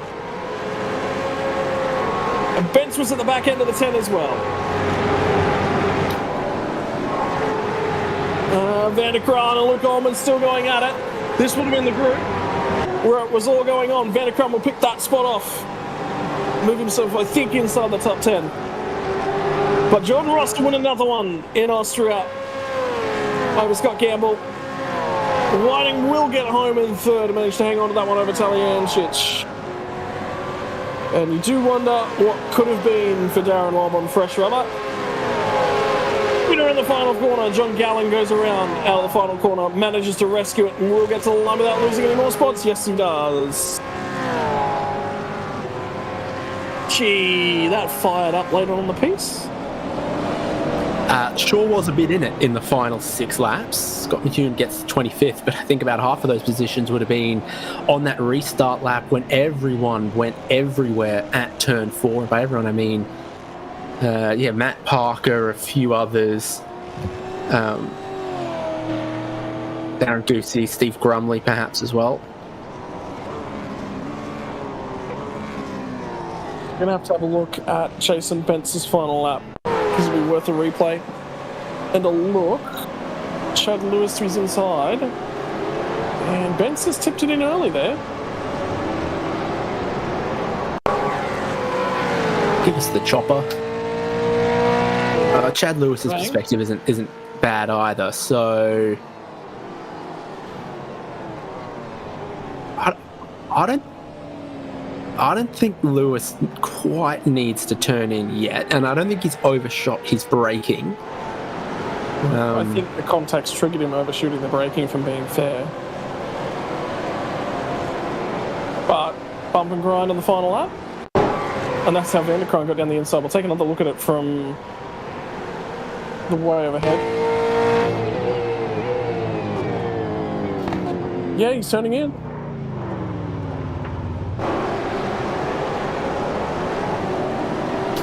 Teammate Dan Hall and Luke Allman arrive here as well. So Hall gets in front, and then he tries to fend off Van der Krant and Luke Allman.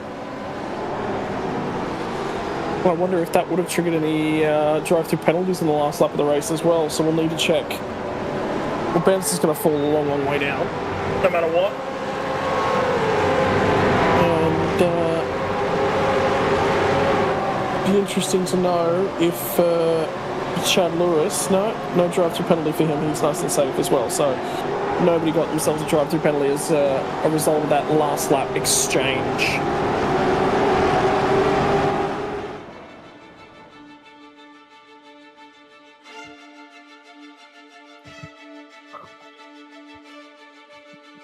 And the Red Bull Ring. I won't be tempting fate like that again. You won't hear me talking about late race safety cars anymore. Please do.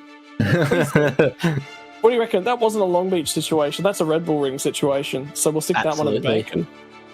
Yeah, so now you, instead of trying to preempting a safety car, you'll hang it out late with your second stop, so you've got very fresh tyres at the end, anticipating a Red Bull Ring situation. Well, Jordan Ross will get the job done from Scott Gamble, Michael Whiting, Michael Talianchis, Ken Latta, Troy Stone Street, Scott Mackay, Dan Hall, Chad Lewis and Matt Van der Krant. 8-10. By the way, Chad Lewis just apologised in server to Bentz. He said that he moved fractionally from his view. So he's actually come out and said an apology. Either way, regardless of what that gets viewed by, that's still sportsmanship. So he thinks he's at fault, and race control will still have a look at it and come to their own decision. Outside the 10, Allman from Jeff Thomas, Greg Sharp, Christian Smart, Brad Doble, Darren Lobb, Wayne Walker, Jason Bentz out of 18th after the contact. Rob Crisdale and Stu Hall. And by the way, Bentz also chimed back in and just said, yep, no worries, easy as, it's racing, that's the last lap, that's what it's all about. So, sportsmanship, the big winner. Over to the 20 to 30 page, and it's Varga from John Gallen who had that spin on the final lap. Would have been inside the top 20. Darren Crosby, Mark Point, and Scott McCune recovered to the guys on fresh tyres, 24th and 25th. Beneficiaries of all the goings on that happened, but they could have potentially gotten further up. The problem was they were disconnected from the tail end of the pack. Robbie Griffiths from Gary Buckland, who falls a long way on those final few exchanges. Darren Goosey, Matty Parker, and Steve Grumley round out 30.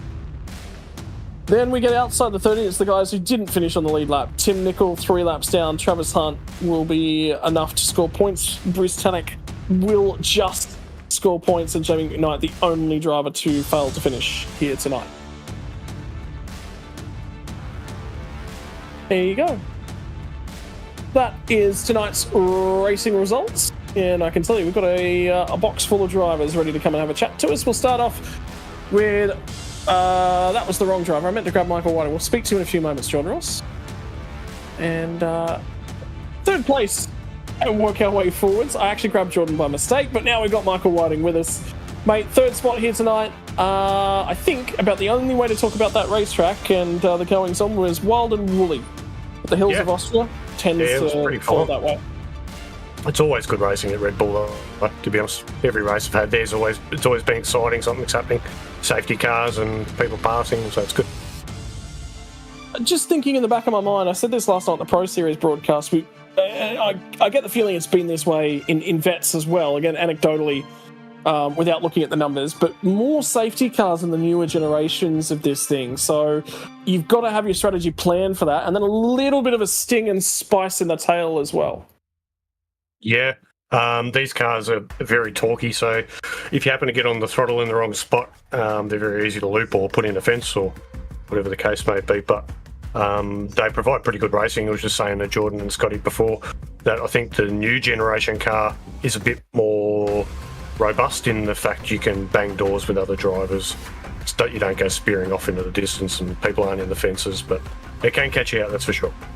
Yeah, back to proper touring car racing, whereby it's a touch, it's part of racing, get used to it, I think is the big win. The cars just don't go spinning off the nose of each other anymore either. They seem a lot more planted in that as well. So even a bad touch is a really, really good opportunity to catch it before the car actually goes firing off, but it does require a catch.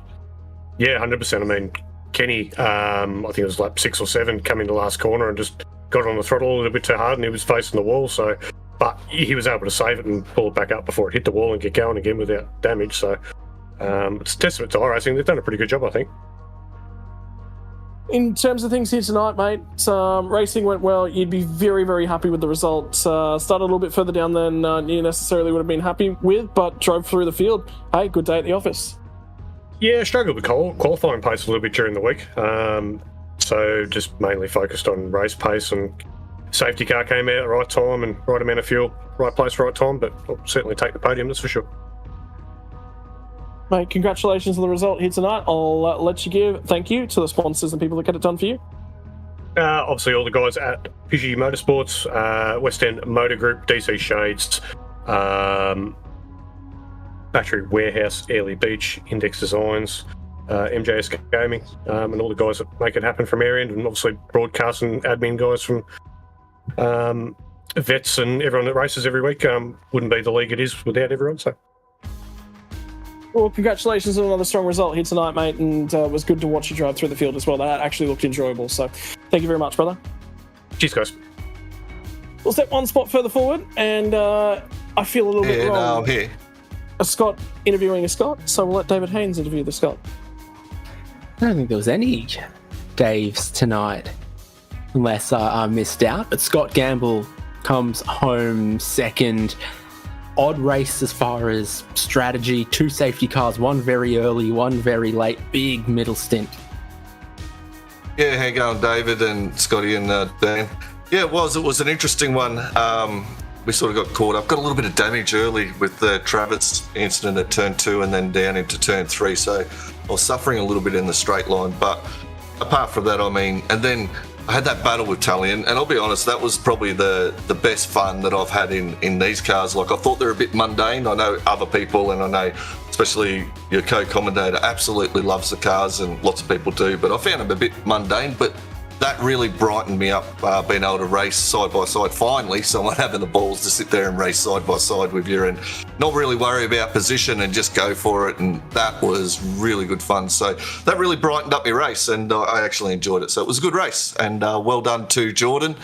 You know, I felt maybe that was one that slipped away again on me, possibly. But yeah, well done to him, and well done to Michael as well. And yeah, thanks, Tully. That was awesome fun. You've tidied up around the place, got some certificates up, fewer empty boxes in the room. Yeah, it's about time I tidied up. I've been playing with pedals and that, because there's been a little bit of chat in the vets about fixed sets and different pedals and hardware, and I've changed pedals around, probably some of the best pedals you can buy to maybe some of the more entry mid-range that are really good quality in, like the Sprints or something, you know. And I can tell you right now, guys, there's no difference in them. In lap times, well, for me anyway. But so yeah, tied it up, and that's what I've been doing this week, having a bit of fun. I vacuumed the house today, and I'm a new man because of it. My spirit is also less dusty and crummy, so that's been good for me. It's a feel-good thing, isn't it? You hate doing it, and then you're always really glad you did when you did. Absolutely. Are you still taking this season sort of in the same way as you were earlier on, where it's just, you know, race to race, looking for a good race, looking to perform well? I'm just looking to have fun, mate. I mean, it's the summer season for me. You know, we go away. I'm not putting in the same amount of laps. You know, I'll jump in for a little practice and I might do 6 to 20 laps or something, and that's it, I'm out, you know. But in that, I'll probably suffered a little bit from it too, because I haven't done the same amount of racing, particularly race laps in this car since it's come out in comparison to a lot of others. So I'm probably suffering a little bit. But I mean, in saying that, that's no excuse, because Jordan's absolutely rapid. You know, we know that. We've seen him in Pro Series. I mean, he didn't finish top 15 in Pro Series for nothing. You know, he's absolutely quality driver. And, you know, the rest of the field as well, and Whiting, Tully and Laddie, you know, they're all great drivers. And a few others are really starting to find their feet too, which is awesome to see. And, I mean, I think back a couple of years on iRacing, the way that Circuit Spa-Francorchamps used to be, some of the other tracks used to be. This seems like it's the new, gee, if you're not careful, you'll pick up an off-track every lap sort of racing circuit. Oh, absolutely. By lap 20, I had 15 off tracks or something like that, or maybe 14. So I was like, oh my God. So I had to be a little bit careful, especially that restart with 4 to go. I was like, oh, here we go. I only need like one off track and then, one more, and I've got to do a drive through. So a little bit of tippy toeing at the end, but we got through it. But yeah, you're absolutely. But I still think this is one of the better tracks for V8s. It was great in the Gen 2, and I think it's great in the Gen 3 as well.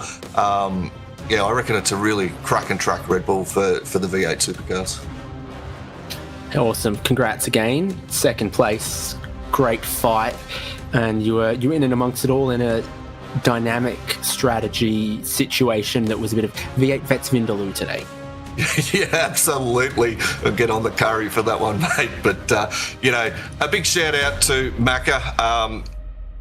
He's our team boss over at 9.5. He's been a bit under the weather for the last couple of weeks. Probably not many people know about it. So if you're in the Vets community, know him, get around him, rally him up a little bit.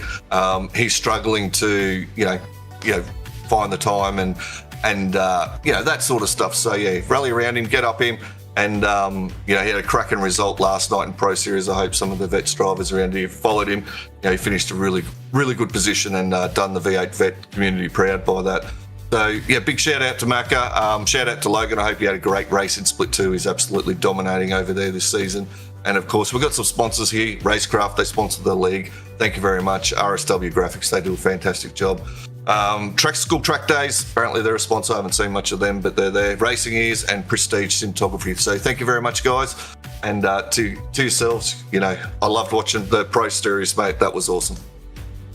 Cheers, Scott. Thank you very much for joining us, Scotty, and good to see him again as always. Finally, we'll take a step up to tonight's race winner. It's been pretty Mr. Consistent right the way throughout the season, but that one had a little bit of a sting in the tail. Added some extra fuel in the middle of that race as well there, Jordan, and, the hills of Austria.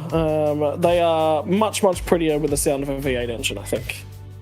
Yeah, it's a cool track.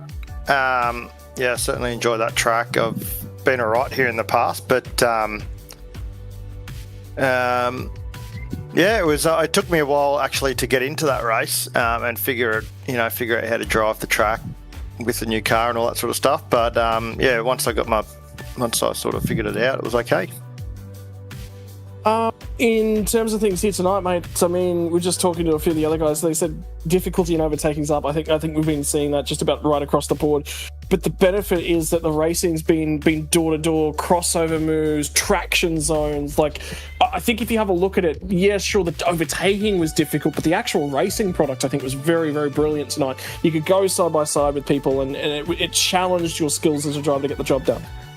Mate, I love the car. I think it's awesome. It's just a different challenge to overtake. I feel like it's you've got to line it up better. It's not such a freebie anymore with tracks like this, with the draft and all that sort of stuff. So it's a different type of racing. But yeah, I raced a couple of guys when I took on a bit more fuel and had a really good little race there with Scott and some other guys like Travis and stuff, and mate, it was awesome. I had awesome fun, enjoying it heaps.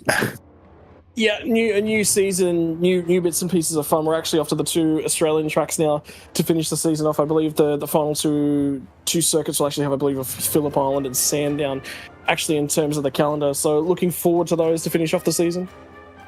Yeah, mate. Traditionally, Sandown I haven't been great at, so we'll find out how I go there. I don't know. But yeah, I enjoy driving the track, and Phillip Island. The good thing about Phillip Island is every single person would have done a bunch of laps there, and they'll be quick, and it should put on a bit of a show there. I reckon everyone will be quick, and it's going to be a little bit difficult in these cars. I think we've done an official or 2 there, and it's quite a bit of a handful in these new cars with the low aero. All right, mate. We'll give you the floor to thank everyone you'd like to give a thank you to.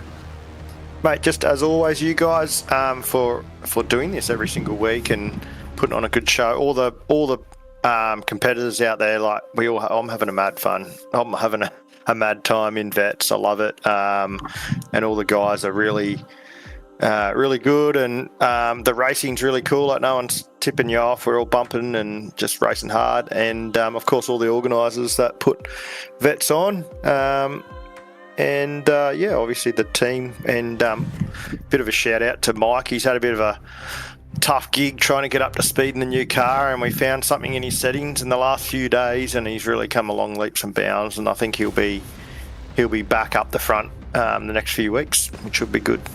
Yeah, we actually did mention that a little bit earlier on. All those chats I have with you guys after the Pro Series don't always go astray, but it was good. It was really, really good. I think everyone looked at Tally's resurgence and pace and went, yes, it's good to see him back. It's good to find that it was a technical issue, because it didn't look like the old Tally, so it was good to see him back. Oh, certainly, mate. He's quality, and we know what he can do, and he's been really struggling, and beating his head up against the door and all that sort of stuff. And as you see tonight, he's he's sort of right there, and he'll only get better. Now he's sort of got his thing sorted. Congratulations, mate, on another race win, and we'll see you again next week. Thanks, guys. See ya. I'm just looking at things, David Haynes. You've been sent up the garden path by the regular fishy joke. It's generally, whenever they jump online, they always say that it's Michael Whiting's birthday. That is the ongoing joke of the fishy driver. So you've been sold the dummy there, well and truly. Well, you got to have a couple of birthdays if you're going to be 40. So. So what you're saying is, if I want to be in this league, I'm just going to have 2 birthdays a year for the next couple of years, and I can be in that much quicker. Yeah, if it's a fast-tracked, expedited program. All right, 4 birthdays a year it is. I'll be in next year. Right. Driver of the day results then. We're looking for a candidate. How about Dan Hall, 27th to 8th? That is a phenomenal job, cutting his way through the field. 19 spots gained. Definitely has him in the candidate. I'm looking through, and that does indeed look like one of the better drives in terms of field. Are you happy with that one? Go on then. Yep.